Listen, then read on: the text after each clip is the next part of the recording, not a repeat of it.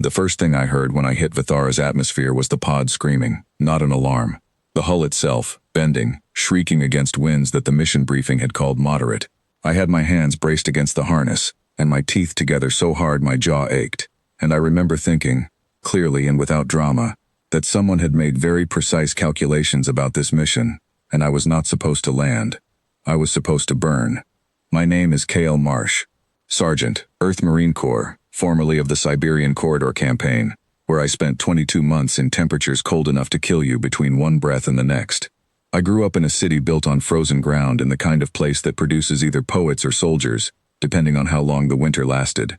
The Galactic Convocation found my service record, reviewed it through whatever lens they used to evaluate humans, and decided I was exactly the right candidate for a solo ecological survey mission to a Class 9 hostile world called Vithara. I was the right candidate because I was expendable. They did not write that part in the mission briefing, but when you spend enough years reading between the lines of orders written by people who are not planning to be present when those orders are carried out, you learn the vocabulary of disposability. I spoke it fluently. The pod hit the surface sideways. I blacked out for maybe 40 seconds. When I came back, half my equipment was burning. The atmospheric seal on my suit was holding at 81%, and a voice was coming from a cracked chassis in the corner of the wreckage. It was my field AI unit, designation Riven. And what she said was this: survival probability at current resource state is 3.2%. I recommend composing a final transmission. I told her to stop talking until I had eaten something. Outside, the sky was amber. Not like a sunset is amber, but like a bruise is amber, deep and wrong and pressing down. The atmosphere outside my suit was corrosive, particulate thick, and the gravity was heavier than Earth by enough that my first steps felt like wearing a second body. I took inventory. One sidearm with 6 charges. 3 days of rations, the cracked AI, an emergency medical kit, my combat suit, damaged but sealed, and everything I had learned from a childhood in Norilsk, 2 tours in a frozen war, and 1 brutal month of xenobiology crash courses that I had attended under protest. I had been on the ground for 39 minutes when the first creature found me. It was a Grask, 6-legged, low to the ground, plated in natural armor that the briefing said could absorb plasma fire. It circled the smoking crash site with its head low and its multiple eyes moving across everything in slow, methodical sweeps. The briefing had called it an apex predator. The briefing had called a great many things by names that now seemed like massive understatements. I did not move. I did not fire. I had learned this in the Siberian Corridor, where the wildlife could also kill you, and often tried, and where the single most dangerous thing a soldier could do was panic. The Grask approached the burning wreckage, put its blunt head close to the smoke, and then moved away. It passed within 4 meters of where I stood. It did not look at me. I smelled like burning metal and foreign polymer, which apparently fell outside its categories of interest. It was the first thing Vithara taught me. Every world has a logic. You can die from it, or you can learn it. I chose to learn. The next 2 weeks were the most exhausting of my life, and I include in that category a February in the corridor, where our unit went 11 days without reliable shelter. Vithara had 2 moons, and those moons created gravitational pulses in the atmosphere every 31 hours, and those pulses affected everything. The fauna responded to them. The root networks responded to them. Even the corrosive particulate in the air shifted concentration in predictable patterns during the pulse windows. Every 31 hours for about 6 minutes, the apex predators became disoriented. Their inner ear equivalents, Riven theorized, were tuned to the planet's baseline gravitational frequency, and the pulse disrupted it. The mid-range species scattered. The air pressure dropped slightly. I learned to make my movements during those 6 minutes. I learned to be still the rest of the time. I found a clay deposit on the 3rd day that the herbivore analogs rubbed themselves on every morning. I watched them do it for 2 days before I understood why. The clay created a chemical barrier against the worst of the atmospheric corrosives. I applied it to my suit's exterior panels, and my atmospheric seal held for 3 more weeks than it had any right to. Riven cataloged this and updated her survival probability to 11%. She did not tell me this was optimistic. She did not have to. On day 17, I found water. On day 23, I found shelter in a cave system that was not occupied by anything larger than I was. On day 30, I started the first of what would eventually become over 300 days of field reports, dictating into Riven's cracked audio recorder in the voice of someone who was no longer entirely sure anyone was listening, but who was recording anyway because the information mattered whether or not she survived to deliver it. I was not lonely, exactly. I was focused. There is a difference. Day 60, I was not alone anymore. She came out of the cave's back shadows so gradually that Riven registered her heat signature 6 minutes before I consciously realized there was something there. About 1.2 meters tall, 4 pairs of limbs, a crest along her head ridge that shifted through colors the way deep-sea creatures do. Slow and deliberate, and full of meaning I could not yet read. She had been watching me for longer than I knew. The evidence of that was in what she did next. She pressed her palm flat against the air in front of her, fingers together, in the exact gesture I had used 20 minutes earlier to signal Riven to stay quiet. She had studied me. She had decided I was not prey and not threat, and had used the time since that decision to learn one word of my language. That one gesture. I have been given formal commendations by generals that meant less to me than that moment did. Her name, as nearly as I could learn to pronounce it, was Vethkora. She was Vethari, the only sapient species on this planet, which the Convocation Survey Team had declared extinct 40 years ago. It turned out the Vethari had an excellent reason for allowing that declaration to stand uncorrected. When the surveyors came and catalogued their world and left it burning in 3 places with shuttle exhaust and labeled it uninhabited and moved on, the Vethari had made a collective decision to never be seen by those people again. She came out for me because I smelled like the clay. I smelled like something that had paid attention. The language we built between us, Riven labeled the crash language in her logs, half as a joke and half because it was accurate. Bioluminescent gesture from Vethkora, hand signals and posture from me, and an evolving grammar that neither of us had fully designed, but that both of us understood. Over 4 months it deepened into something real. She showed me the migration routes of the great thunder herds that crossed the southern plains during storm season, and how the Vethari used to travel inside those herds for cover. She showed me root network corridors where the fungal hive mind, the vast interconnected organism that ran under most of the continent, did not extend. Sacred spaces, gaps in the planet's nervous system. She showed me where her people's burial grounds were, the ones the Convocation Survey had logged as geological formations. I catalogued everything. Riven recorded everything. And somewhere around day 200, when Vethkora brought me to a ridge overlooking a valley where 23 other Vethari had been living in careful concealment, and they looked at me with the same slow, evaluating stillness she had used in that cave, I understood the full shape of what the Convocation had written off as empty. This was not a dead world. This was a world that had learned to hide from the people who kept killing things they did not understand. I was very, very angry about that. I found that anger useful. On day 307, I restored an old relay beacon. The Convocation had buried it here 120 years ago, during their initial survey. It had been dormant for decades. Riven and I spent 19 days cannibalizing components from my crashed pod and from 2 other pieces of old survey equipment I found in the Eastern Ridge system, and we brought it back to working condition. When it came online and found the relay network, I did not immediately transmit to the Convocation's receiving stations. I transmitted to 3 independent academic institutions on human-aligned worlds first. Everything, every field report, every map, every document in the crash language translated through Riven's analysis, every record of the Vethari, their history, their culture, their survival, and one other thing, buried in the relay beacon's archive, in the original signal logs from its installation, was a Convocation internal communique, dated 8 months before my mission departure. It described my assignment to Vethara as a solution to a personnel management problem. It used the phrase expected non-recovery as a projected outcome. It was signed by Ambassador Grethavar of the Sealy and 2 other senior Convocation officials. I sent that to the academic institutions, to 3 human news networks, to the Earth Marine Corps Command. Then I sent my formal report to the Convocation. Then I sat down next to the fire and waited. They came on day 847. A fleet of 6 ships, the largest diplomatic deployment the Convocation had made to a Class 9 world in recorded history, which Riven noted in her log with the dry satisfaction she had developed somewhere around month 3 and never entirely put down. I was standing on the ridge when their drop shuttles descended. Vethkora was at my left shoulder.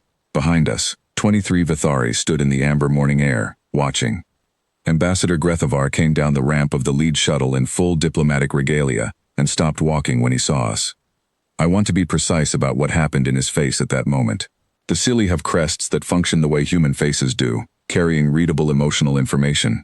His went the pale, washed-out translucent shade that Riven had cross-referenced against xenobiology databases and labeled significant biological distress. He stood at the bottom of that ramp for almost a full minute and did not speak. I let him have the minute. I had waited 847 days. 60 more seconds was not going to hurt me. He opened with an expression of gratitude for my continued survival, and a comment that my mission scope appeared to have expanded beyond original parameters.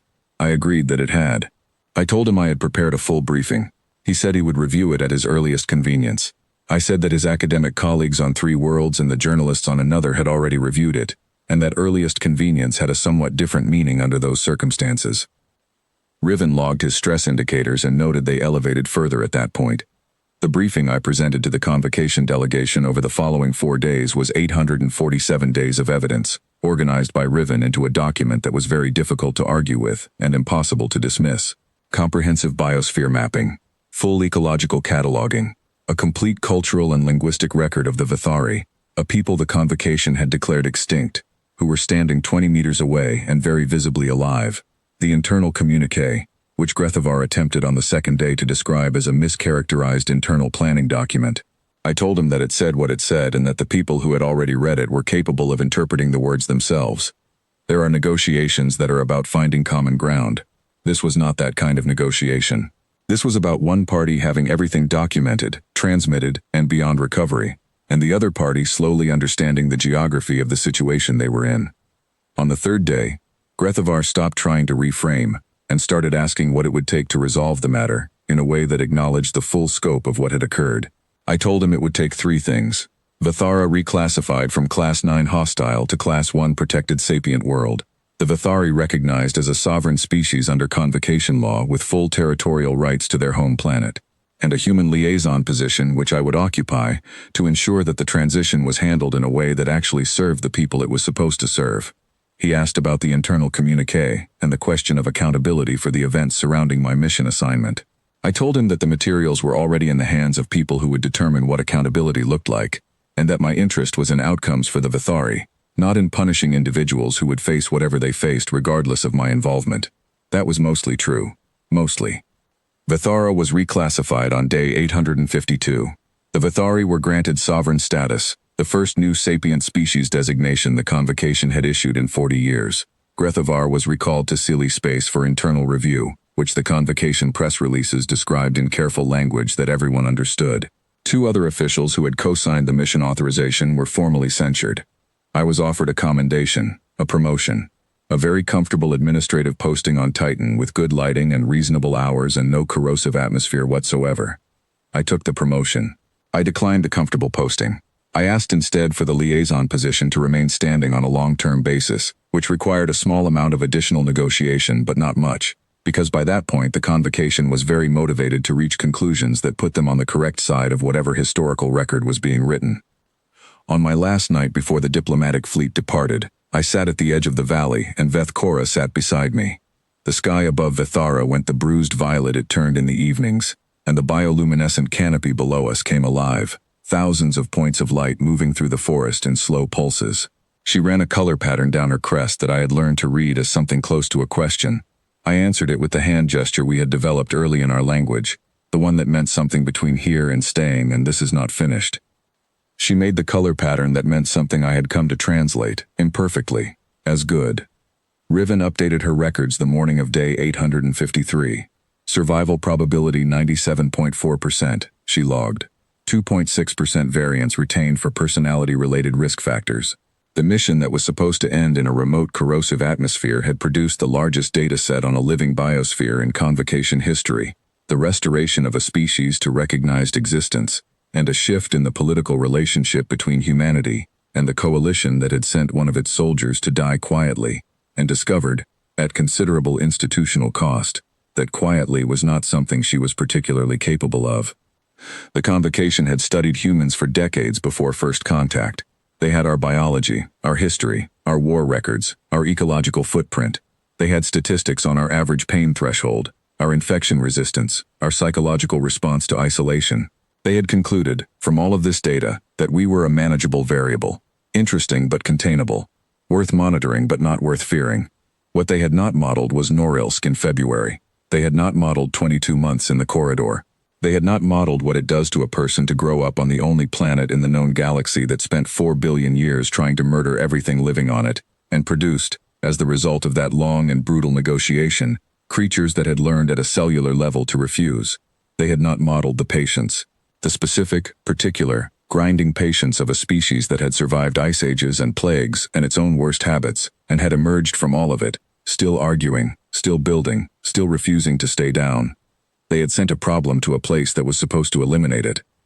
What came back was something they did not have a category for, standing on a ridge above a valley full of people the galaxy had written off as gone, holding 847 days of evidence, and entirely too interested in what happened next to be anyone's quietly resolved personnel issue. On the shuttle up to the orbital station, Grethavar sat across the transport bay from me and said nothing for the first 4 hours. Somewhere above Vithara's cloud layer, where the amber sky thinned into stars, he looked at me and asked a question that I suspect he had been holding since the moment he came down that ramp and found me standing there. He asked how I had survived it, not the planet. He was not asking about the Grasks or the gravity or the corrosive air. He was asking something older than that. I thought about Norilsk. I thought about the corridor. I thought about Vethkora in the cave, pressing her palm flat and offering me the one gesture she had learned from watching me, and what it had taken for her and her people to survive 40 years of determined invisibility, with their culture intact, and their dead remembered, and their sacred places unmarked on any map the Convocation possessed. I told him that the honest answer was that I had never really had the option of not surviving, that where I came from, not surviving was something that happened to you, not something you decided, that the Vithari had the same understanding, from a completely different direction, and that was why we had understood each other before we had a single word in common. He did not say anything after that for the rest of the flight. He looked out the port window at the stars and his crest stayed the pale, complicated color of something being revised. Riven's final log entry for the Vithara mission, which she archived under the heading Resolved, read as follows. Field conditions exceeded all projected parameters in all categories. Human Adaptability Index requires comprehensive recalculation, beginning new file. I told her to make the new file bigger. She said she had anticipated that. The first thing that changed about me on Vithara was not what I expected. I had expected to become harder. The corridor had already done a great deal of that work, and I assumed that a planet actively trying to kill me would finish what the ice had started. Instead, I became more precise. Vithara demanded precision the way cold demands insulation. You could not be approximate about anything and live. The Grask did not care about your intentions. The fungal networks did not care about your fear. The storm belts did not negotiate. So I stopped being approximate. About everything. That precision was what Grethavar and his colleagues had no framework for. They expected a soldier. Soldiers they understood. Soldiers followed orders and assessed threats and used force. What I had done on Vithara was something outside their experience of what humans were. I had paid attention. For 847 days I had been more interested in understanding than in surviving, and it turned out that understanding was what surviving actually required. Vethkora had done the same thing, for 40 years, with her entire people. Two species who survived by paying very close attention had found each other on a world the galaxy had stopped looking at. The Convocation had sent me there as a quiet ending, and gotten back something that would take them a long time to stop thinking about. Which was, honestly, fine by me. I have a window in my quarters on the liaison station that looks down at Vithara's amber cloud layer. On clear evenings I can see the shape of the continent where my pod came down and burned, and a Grask walked past me, because I stayed still, and refused to panic. I think about that Grask sometimes.